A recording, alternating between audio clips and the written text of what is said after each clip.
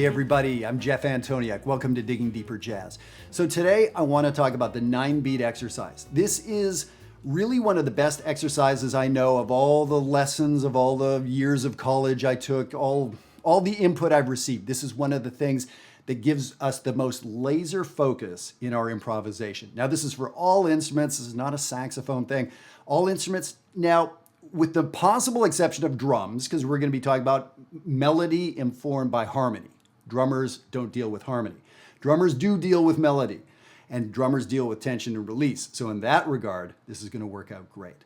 So the 9-beat exercise. Okay, so this is all about a very focused approach to playing melodies that have harmonic content to them. So what does that mean? Melodies with harmonic content.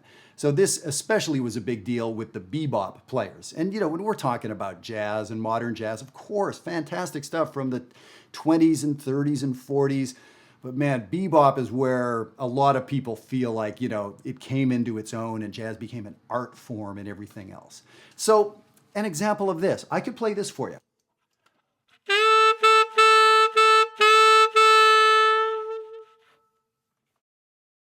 That would be a great solo over The Days of Wine and Roses, or Giant Steps, or One Note Samba, or the funk classic, The Chicken.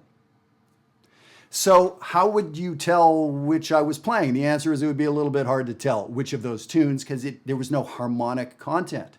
It was an interesting, perhaps an interesting melody. There's nothing wrong with what I played, but it did not have any harmonic content. So what I'm suggesting is that's what we want to get into our playing. How do we play a melody that has the harmony inside it? Johann Sebastian Bach could write a cello suite and you could hear the harmony going by and there was never any harmony. It was melody.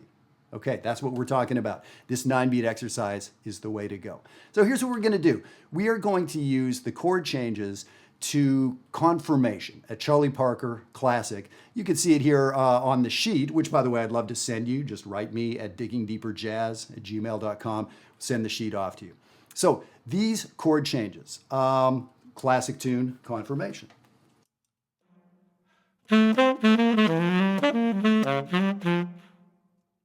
So that's the beginning of that tune, and we can hear the chords going on in there. So here's what I'm suggesting. We're gonna take 9 beats, no more, no less, 9 beats, and work on what's going on. So look at what we have here in example 2. The first 4 beats of this song are F major. Great, we're in the tonality of F major. Now what happens for the next 5 beats? In the second measure, we start going somewhere. Some of us may recognize this as a minor 2-5 progression, and we land on the 9th beat of this song in an entirely different land. We started in major, we end in minor. We started in the key of F, we end in the key of D. We're in a radically different place, and we had to do something to get there. That's what I want to hear in your melody. Okay, so that's what this 9-beat exercise is about. And here's the thing, this exercise works not just in Confirmation and not just on these 9 beats. We're gonna learn how to slide this exercise through every song we play. And 9 beats, it's a really pretty magic number. Now, before we dig into it, I wanna let you know 2 things. First of all, we've started doing live tours of Jazzwire. You've heard me talk about Jazzwire, the subscription website that I run where I wanna do some work with you. So, Jessica is doing some live tours. You can sign up a couple times during the week. She's doing tours for 5-10 people at a time. You may be lucky and get in and get an individual tour. So just write us at diggingdeeperjazz.com. We'll send you the link and you can get signed up. Now here's the other most important thing. Next Wednesday, which is April 29th, if you're watching this in real time, April 29th, 2020, I'm going to be doing a webinar that Wednesday afternoon. It's going to be free and it's going to be expanding the ideas of what we do here. I want to get in more contact with you folks. I want to be working with you. Jazzwire is the way to do it for real, but I'd love to do something a little bit more. And we have the COVID virus going on right now. So yes, I want to sort of do a little something extra. So next Wednesday, the 29th of April, between 2 and 2:45 p.m. Eastern Standard Time, that's New York City time, I'm going to be doing this thing. So if you look down in the show notes, you're going to see this big, long, ugly link.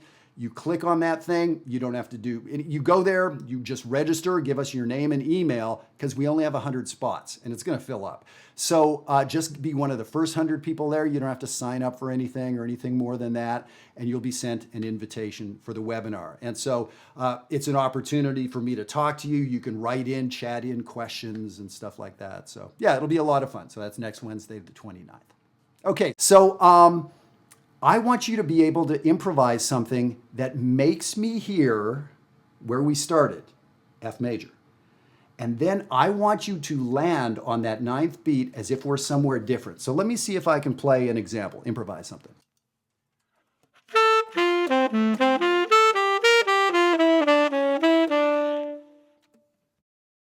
So did you hear me start? Was it clear where I started? Did I set up a tonality? I tried to be very clear. I think I played a triad. It was something like that. So I was very clear. So that's the first thing. Can you let me know we're in the key of F major? Many very good improvisers have a hard time with that. There's some shucking and jiving going on. There's a little BS going on. I don't want my BS meter going off. Okay, so can we even just set up the tonality? So right there, great lesson. Now the transition to someplace new. So let me try a different one and see if I can do another good version.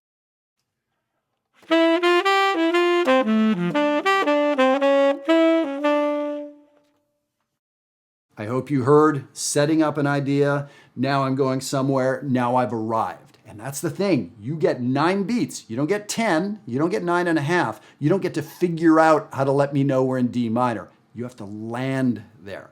Very precise. That's why this exercise is so great. Now check out example 3. Here's a bad example.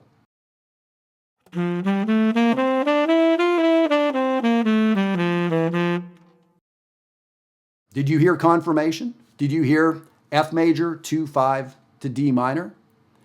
Well, the thing is, what I played there would have sounded perfect with accompaniment. As a matter of fact, let me play it for you with accompaniment, and you're going to hear it's like, yeah, that actually sounds pretty good with accompaniment.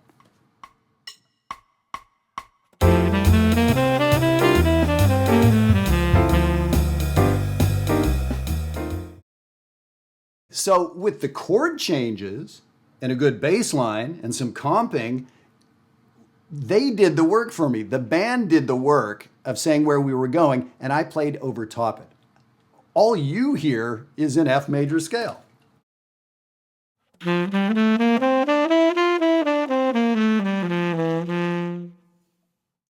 So that's an example of how to play something that's correct that does not meet the criteria for this exercise. Because when I play that, you just hear a major scale, right? So now let me play for you an example that I wrote out, number 4. I'm going to do it without accompaniment because I don't think we'll need the accompaniment. Check this one out.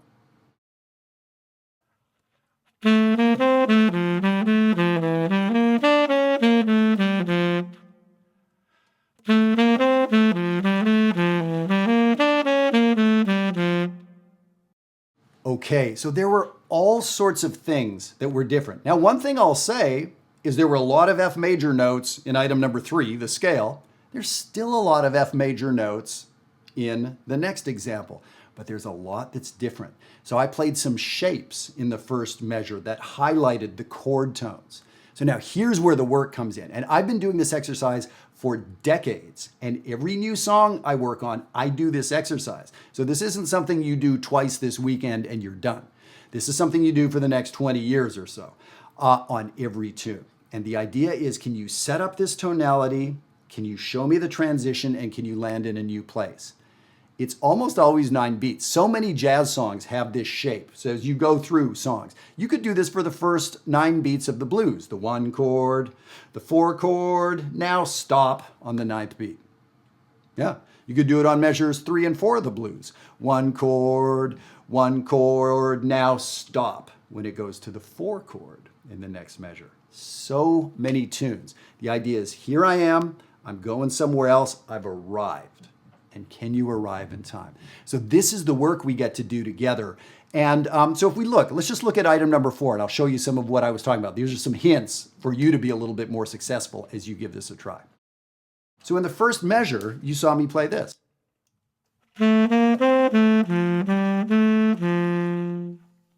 So that was really all the important parts of that lick were chord tones. 3, 5, 1, 3. I was really being clear about what I wanted to do. And clarity is the important thing. I'm trying to make a point with no help from the rest of the band. So clarity is what I need there, right? So now what do we see in the second measure? All these chord tones.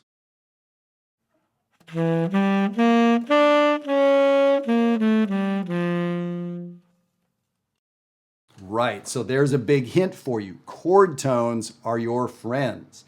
You see a 7th to 3rd resolution in the middle of the second measure. Maybe you know what that is, maybe you don't. The 7th of the half diminished chord to the 3rd of the dominant chord. So that's something we'd work on together in Jazzwire. So important to get that resolution in there.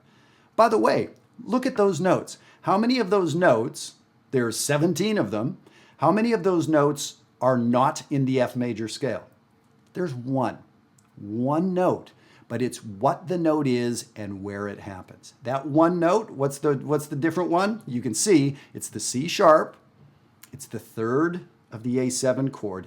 That is the note you have to play. I am going to say you have to play it.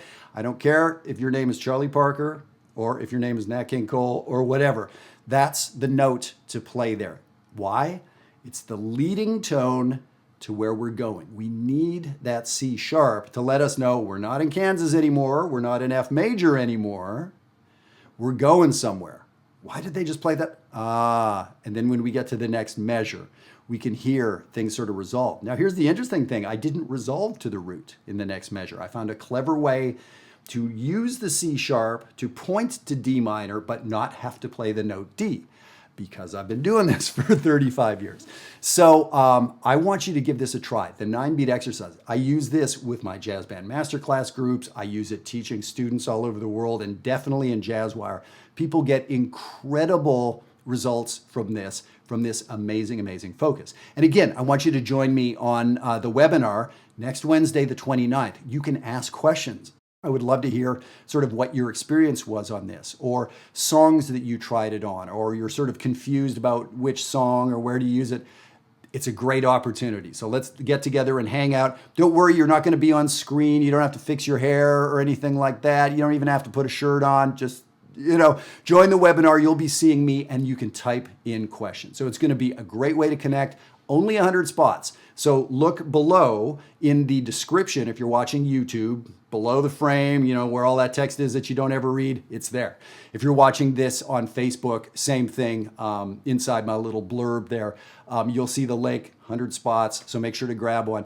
And write us to get a tour of Jazzwire. I know I've been talking about it, and a lot of folks just aren't quite sure what it looks like, or how does it function, or how is it different from what I'm already doing. Get a free tour, why not? All right, enjoy the 9-beat exercise.